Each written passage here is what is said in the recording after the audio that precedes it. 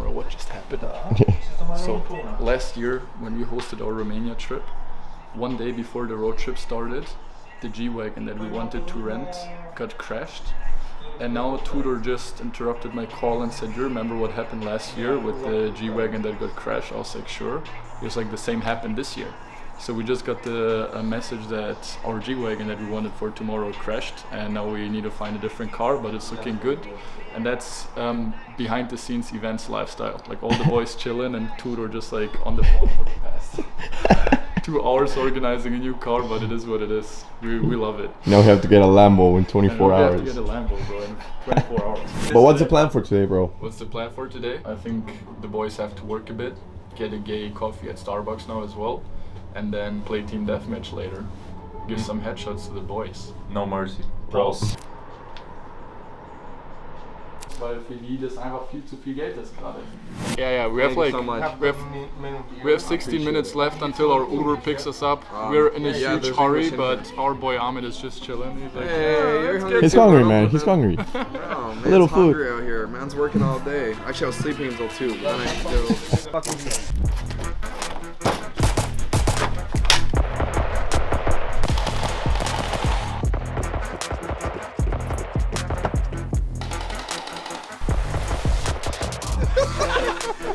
I'm a side chick now. But we had some food at the Greek place. So second night of the trip, these guys met half an hour ago. Already got almost locked up together. That's like brotherhood building right there, bro. With Tristan Tate in a war room. Is that good? No, it's like a meme. Victory, for example, is you buying that new watch, getting that new car, getting that new house. It's all the shit that people see. It's the lifestyle.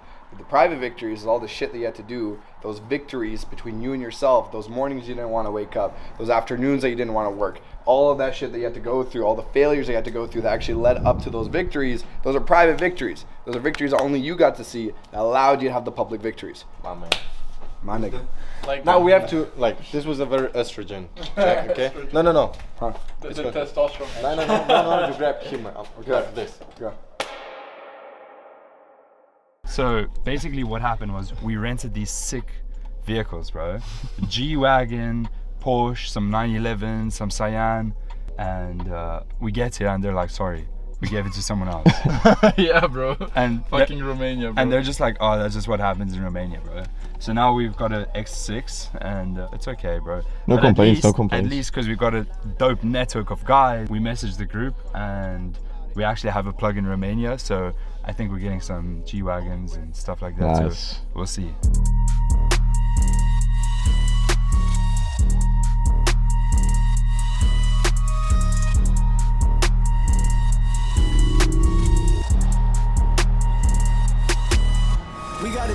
Getting some essentials. Bro, these Milka cookies, fucking best cookies ever.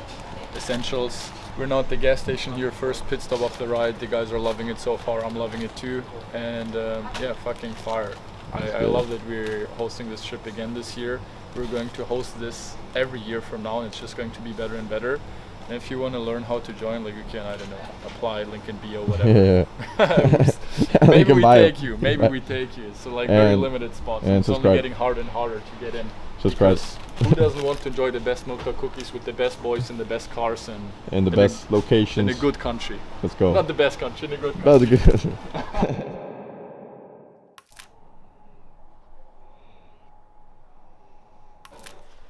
10-bedroom mansion. You Look- see, Look you at see my boy, bro. The bad boy. Crazy, bro. Crazy. Please don't touch the dog. It's fragile and it's very, very, very expensive. 3 berries. Also, it bites, bro. So What do you think, bro? So far. So far, been a great fucking trip. Looking forward to some barbecue.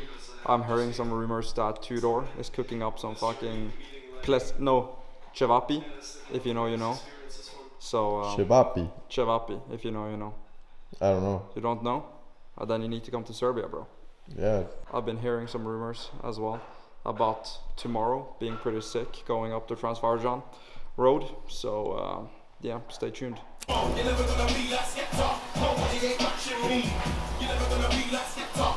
Hungry. I'm not really into fires, so I'll be quick.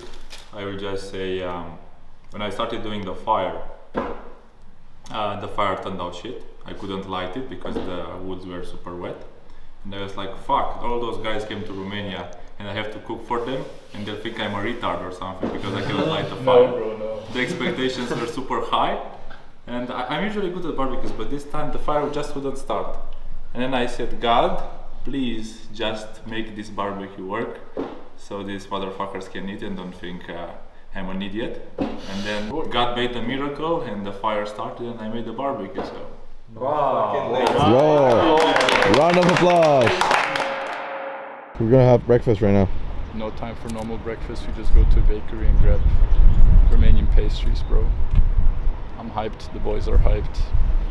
Fucking amazing trip so far. Really, really amazing trip. 10 times better than even I expected it to be, and that's a very good sign. That's sick, bro. That's very sick.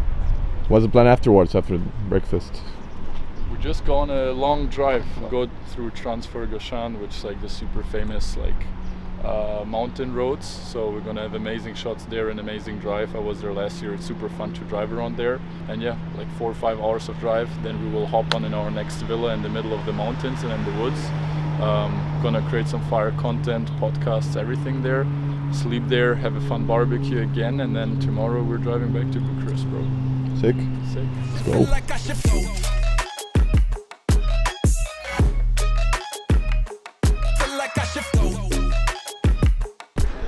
The police is here, bro. Oh, really? Yeah, because some guys of the group just decided they should fucking drift here and annoy everyone, so... That's so inaccurate, bro. And if it was accurate, it must have been the Mexican. Hey, yo, that's racist, bro. Bro, That's bro, racist, bro, bro, bro. Why'd your That's people racist, rob bro. me, huh? That's- Why'd they rob me, huh? How's the ride so far, my G? I'm just, You know? I'm a little camera shy. Sorry. Can you get back to me? No, cut it out. Like, get back to me later. Incredible, okay? See, I thought I knew shit. Turns out I don't know shit. We got my boy out here putting me on some sauce, and then we got on a call with a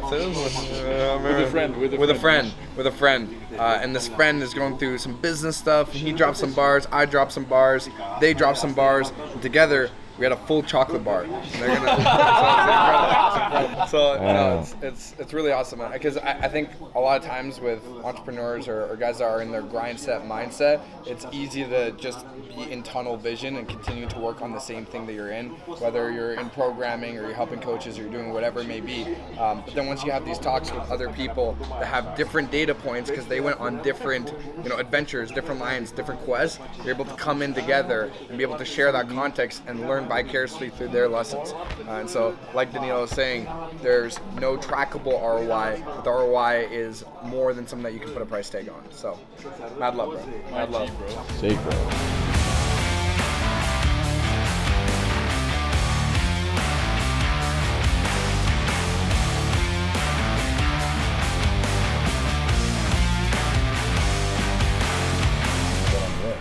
Like, not just because of the work that I'm putting in, but the people can't pay me.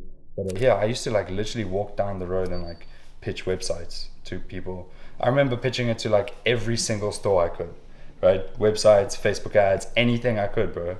And they just wouldn't buy it, even for like $20 a month to pay me. They wouldn't, 400 Rand, which is $20 a month, they wouldn't pay me. And so what I did was I saved enough money from like the Instagram business that failed. I had like 10K, I used like 5K, had 5K left, bought a one-way ticket to the UK, and literally one-way ticket, no accommodation, nothing, landed at Heathrow Airport. I was 21, and I said, I'm just gonna figure it out. And so I stayed in hostels, cost me like £10 a night. I would like eat the breakfast in the morning, which was just like toast and jam, part of the free hostel breakfast, which is, so that like pretty much filled me up. And I would like walk into businesses and like pitch anything I could, which is like web services, websites and stuff. And and that was like shortly before COVID actually happened, and so eventually it figured itself out, bro. Like not even in the UK, I actually failed in the UK. I didn't make the money. I had to like move back to my uncle's house who was in the UK, because then COVID hit and like no one was out doing anything. I was staying with my uncle, and then I meet this guy online on like a Facebook group. He goes, he's making 15k euros a month. I say, shut up, there's no way. And he's like my age. I'm like, shut up, there's no way. We jump on a Zoom call, probably like the most chill call ever. And he's like, yeah, this is what I'm doing. I'm leveraging like this grant scheme in Ireland that's paying people to build websites. The government is paying companies to get them online because of part of COVID. I was like, no way. I run a funnel very similar to him. I start doing it myself. I start making money. I start selling websites. And him and I have a call, and we're like, we could probably make a lot of money if we did this together. So literally within 2 weeks of me meeting him, I bought a ticket to Ireland and moved into his house with him. We incorporated a company, and that was like one of the first companies that we blew up together. And that's where I learned to do what I do now at scale. Right? I wasn't even the CEO, I was the COO. I was the second in command. I had 49% of the company. And that was like a big ego knock for me. It's like Tim Cook right now. You know, he's now the CEO, but obviously was Steve Jobs for a long time. Even Patrick Bet-David from Valuetainment speaks about this. It's like sometimes you have to be okay with being the second in command for a long time to learn and figure it out. And that's what I did. I put the sales team, the operations, the design, taught the project manager, did everything. I had everything I needed to learn how to build this at scale because we had a vehicle to do that. Right? We were getting paid. Right? We found a good way, almost like the TOS of Instagram, how we, exploited Instagram systems to get clients. That's what we did. Now I had a good way to get clients that were paying us, right? $3,000 a pop, getting 10 clients a month. I thought that was huge. 30K a month, that was huge, right? And then I was like, then I had a mentor at the time. I said, dude, what do I do, bro? I'm in this business. I'm like 49%. We're running around. We're doing all this work. I'm still running it all. I've just learned all this stuff. He goes like, niche down. Choose one industry and become really good at it. And I was like, okay. And then I was like what? And he was like roofing. And I was like, say less. And I literally just planted a seed, created a logo, kept running the company. Long story short, I took one of my employees from the other company. I just put him on the DMs in this company. I said, yo, bro, just fucking send DMs. Let's try and book some calls with some people in roofing. And that's what he did, like half his time. And then I got on some calls, sold the website, 7K. I was like, damn. Took him out, put him in my new company, and sold my 50% or my 49% of the other company, and just went full time in my current company. That's how I scaled it in like 1.5 years from like 0 to over 100K a month, because I learned by being second in another company, right? And that was non-niche. Yeah, and that was just by taking risks, taking all the money I had, and like going overseas and taking risks. I think the main takeaways from this, what you just said, are like fucking take risks, as you just said like 2 times. Yeah. Be okay with being the second man for a time. Yeah. Put a fuck ton of work in, but also like take action as well. Like so many people get like very good advice, probably even guys that watch this video, I don't know where it will end up, but they'll be like, okay, cool, that's it. But your mentor told you like niche down, and you're like, say less, bro. Niche down, bro, and then that's all it takes. then a website sold for 7K, you know? Yeah. And so many people won't do this shit, like take the advice, actually like execute on the shit they like, get told, you know? Yeah. And that's like just it, brother. Very simple. Like your guy told you do this, you did it, and then boom, suddenly you're rich, bro. That's exactly. Suddenly I'm rich.